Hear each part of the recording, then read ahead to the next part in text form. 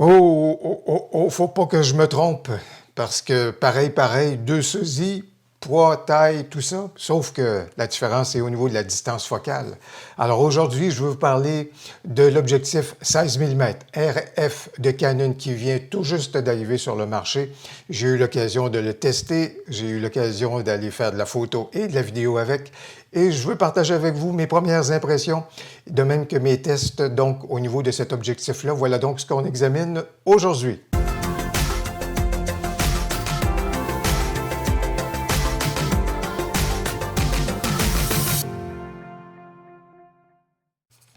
J'avais vraiment hâte de mettre la main sur cet objectif-ci et j'avais fait le choix d'attendre, en tous les cas, lorsque j'ai vu que c'était à venir, d'attendre donc la distance focale de 16 mm. Ça m'apparaissait la distance focale qui conviendrait donc à mes besoins. J'étais habitué quand j'étais avec la monture EF à travailler avec le vénérable objectif, le 1740 f4, donc de Canon. Et j'avais vu qu'il y avait des propositions de Samyang et Rokinon qui tournaient autour de 14 mm. Mais 14 mm, ça m'apparaissait beaucoup trop large pour ce que je connaissais et pour les besoins que j'avais. Lorsque j'ai vu se pointer à l'horizon le 16 mm, donc, j'ai dit ça va être mon objectif, d'autant plus qu'il est à un coût abordable. Et je vous fais part de ses qualités et je vous fais part également de certaines observations que j'ai pu faire jusqu'à maintenant. J'ajouterai également que le fait de pouvoir mettre la main sur cet objectif-ci témoigne de deux difficultés importantes. La première, c'est que Canon fait vraiment des soucis à d'autres gens qui produisent des objectifs qui voudraient donc aller sur le terrain de la monture RF. Je pense qu'il y a des soucis juridiques là. Pour les Tamron de ce monde, pour les Sigma de ce monde, là, il y a des histoires de brevets qui sont faits. Bref, voilà qui explique pourquoi il y a très peu de manufacturiers tiers qui jusqu'à maintenant proposent des solutions pour ce qui est donc de la monture RF. Ça veut donc dire que les difficultés sont qu'on est tout à fait tributaire à ce moment-là de l'offre de Canon. Alors, première difficulté, alors c'est pour ça que quand j'ai vu cela ici à un prix abordable, j'ai dit j'y vais. Deuxième élément, dans la conjoncture actuelle de difficulté d'approvisionnement qu'on a dans le monde avec les puces électroniques et tout ça, vraiment, la chaîne d'approvisionnement ne fonctionne pas très bien. Et il a fallu même que je réserve l'objectif à ce moment-là pour pouvoir mettre la main sur les premiers objectifs qui allaient être disponibles dans les boutiques. Alors voilà donc pourquoi j'ai déjà l'objectif 16 mm, mais à ce que je cherche, là, ce ne sera pas évident au cours des prochains mois, en tous les cas, pour ce qui est de s'approvisionner en matière de matériel photographique. D'ailleurs, à la boutique où je l'ai acheté, on me faisait part déjà de report de certaines nouveautés qu'on annonçait pour le mois de novembre et que ce ne sera pas avant le mois de janvier et de février. Alors bref, je vous dirais que pour tous ceux qui s'attendent à des aubaines lors du Vendredi fou, lors du Black Friday, là, à la fin du mois de novembre, je vous dirais que je ne m'attendrai pas à de grandes découvertes ou de grandes possibilités de ce point de vue-là, si ce n'est que du côté des logiciels, parce que là, il n'y a pas de difficulté d'approvisionnement. Mais pour ce qui est du matériel photo, pas certain qu'on va avoir de si grandes aubaines que ça lors du Black Friday. Déjà, l'un des grandes qualités donc, de cet objectif-ci, sa taille et son poids. C'est tout léger, même si c'est bien construit. En fait, c'est quasiment une copie conforme, si vous voulez, du 50 mm qui est déjà sorti. Ici, c'est un objectif f1.8 pour le 50 mm. Et dans ce cas ici, je le disais, c'est un 2.8 au niveau donc du 16 mm. Mais dans le cas des deux objectifs fixes à ce moment-là, même poids, même taille, vraiment dans le sac photo, c'est tout léger à transporter et ça me convient parfaitement parce que je ne voulais pas rajouter trop de poids puisque je me suis tourné vers le sans miroir. C'est pour ça que je ne voulais pas me rajouter de poids. L'autre phénomène également que je trouve fort sympathique, c'est le fait, bien sûr, d'avoir une ouverture à f2.8. Bien sûr, ça n'en fait pas l'objectif le plus lumineux. Je faisais référence tout à l'heure à Samyang Rokinon, où est-ce que l'ouverture pouvait aller jusqu'à f1.8, sinon f1.4 dans ce cas-là. Alors, c'était beaucoup plus lumineux. f2.8, c'est donc tout à fait correct pour ce qui est d'un objectif ultra grand angle, particulièrement si on est intéressé à faire de la photo de nuit Alors, au niveau de l'objectif, bien sûr, il ne faut pas s'attendre à avoir de la stabilisation d'image parce qu'on voulait travailler avec un poids qui est donc plus modeste. Ça veut donc dire qu'il n'y a aucun moteur ici pour la stabilisation d'image. La seule chose qu'on va retrouver, c'est le fait qu'on a un bouton juste ici qui va nous permettre de déterminer si on veut, avec la manette avant ou la roulette avant, si on veut que celle-ci agisse sur l'ouverture donc de l'objectif. Ça va nous permettre donc de varier les ouvertures ou bien encore on peut déterminer que ce bouton-là va nous permettre de basculer au niveau donc de la mise au point manuelle, bien entendu en allant jouer également à l'intérieur du menu donc du boîtier. Déjà, dans un premier test qu'on va faire pour examiner la qualité du piqué, dis-je, qui est au centre donc de l'objectif, ça nous permet donc de remarquer déjà deux caractéristiques très importantes et qui viennent habituellement avec un objectif ultra grand angle.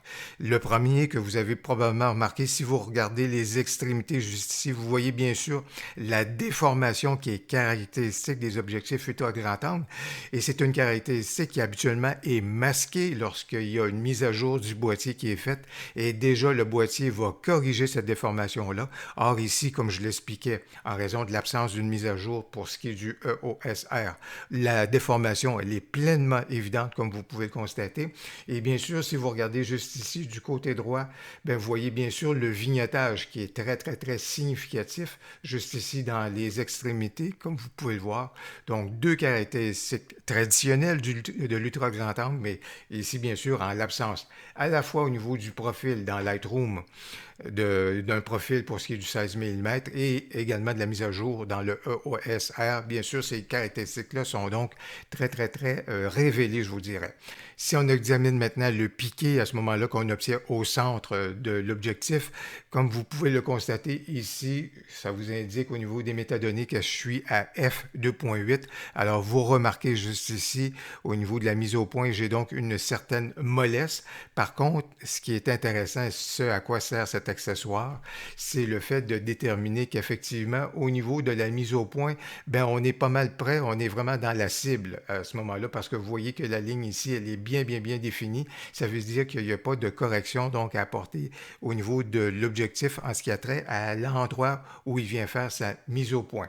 Si on continue de regarder juste ici au centre, je m'en vais donc vers l'ouverture F4, vous voyez qu'ici, il y a beaucoup plus de définition, le contraste est beaucoup mieux affirmé, plus affirmé, il y a plus de définition également. Et évidemment, si je m'en vais vers F5.6, très belle définition juste ici, donc également au niveau des contrastes, beaucoup plus de précision. Donc comparativement à F2.8, là où est-ce que je me retrouvais, définitivement dès qu'on va à F4 ou à F5.6, l'objectif a bien répondu et on obtient plus de précision, plus de définition et plus de piqué. Côté color fringing, ben, bonne nouvelle parce qu'il n'y a rien qui semble ressortir au niveau donc de l'objectif, du moins à mon œil. Alors actuellement, je suis à f2.8 et comme vous pouvez voir, il n'y a pas de teinte magenta des fois qui viendrait se glisser au niveau donc de la photo. Et dans ce cas-ci, je suis à f5.6. Vous voyez encore là ici une meilleure définition bien sûr parce qu'on a refermé un peu l'ouverture. Et encore ici, donc il n'y a pas de coloris qui apparaissent. Donc côté de color fringing, là, pas de préoccupation au niveau donc de cet objectif-là. J'ai eu beaucoup de plaisir à renouer avec un ultra grand angle, particulièrement avec des scènes d'automne. Comme vous pouvez le voir, je vais juste vous signaler que ce que vous voyez comme c'est là, c'est un fichier RAW qui n'a pas encore été traité par le logiciel de retouche photo, par Lightroom, donc en l'occurrence.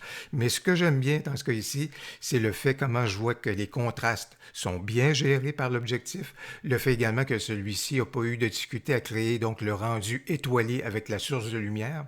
J'aime bien comment il a bien géré donc les zones de haute lumière par rapport aux zones un peu plus sombres. Alors voilà donc qui est intéressant. Par contre, pour vous montrer l'importance de la correction et de la transformation et de la correction qui est à apporter au niveau donc de la transformation de l'objectif, je vais juste ici activer un profil de correction. Et dans ce cas ici, le profil que j'ai choisi, c'est le Canon EF, l'objectif 16-35. F2.8. Alors, ce n'est pas tout à fait comparable Ça reste au niveau de la distance focale, évidemment comparable au 16 mm actuellement, et peut-être qu'à ce moment-là, la correction sera appliquée de façon différente, mais à défaut d'avoir un profil, ben voilà donc que je me tourne vers celui-ci. Mais c'est juste pour vous montrer l'importance donc de la correction qui est à apporter au niveau donc des déformations qu'apporte l'objectif. C'est donc assez significatif. Je vous dirais également, la photo ici va nous permettre d'aller examiner ce qui en advient au niveau des aberrations chromatiques et elles sont présentes. Dans ce cas ici, vous voyez bien ce qui est le côté magenta également. Je vois également un peu de vert dans ce cas ici. Donc définitivement que, puisqu'il n'y a pas de profil de correction pour l'objectif encore, ça veut donc dire qu'il va falloir exercer une certaine vigilance au niveau donc de nos photos qu'on va obtenir avec le 16 mm Canon, une certaine vigilance donc à l'égard des aberrations chromatiques. On peut voir que la distance de 16 mm, c'est vraiment une distance idéale pour le vlog lorsqu'on tient notre boîtier à ce moment-là à bout de bras. La scène est vraiment bien englobée à ce moment-là par le 16 mm. Je le mentionnais également, j'aime bien comment l'objectif gère les contrastes, gère les lumières, etc. Vous voyez également de la façon que la source lumineuse elle est exploitée. Et bien sûr, si on centre notre sujet, celui-ci sera beaucoup moins déformé. Parlant de source lumineuse, alors on va donc faire le test de pointer directement vers le soleil et comme vous pouvez voir, c'est relativement bien géré. Quelques flares qui viennent apparaître, mais donc c'est relativement bien géré par l'objectif. Ceci étant, le mouvement ascendant ici vous permet de voir comment la déformation peut être significative lorsqu'on déplace donc notre objectif. Ben voilà donc pour ce qui est de mes impressions et des tests que j'ai pu faire avec le nouvel objectif 16 mm de Canon RF et avec l'ouverture de f2.8.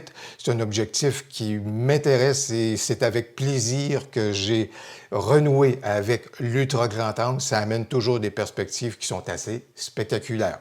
J'espère que la vidéo a pu répondre à certaines des questions que vous avez au sujet de cet objectif-là. J'espère que la vidéo vous a plu. Si c'est le cas, n'hésitez pas à cliquer sur j'aime. Et si vous avez des observations, n'hésitez pas à nous en faire part, dis-je, dans les commentaires. Au plaisir, à la prochaine.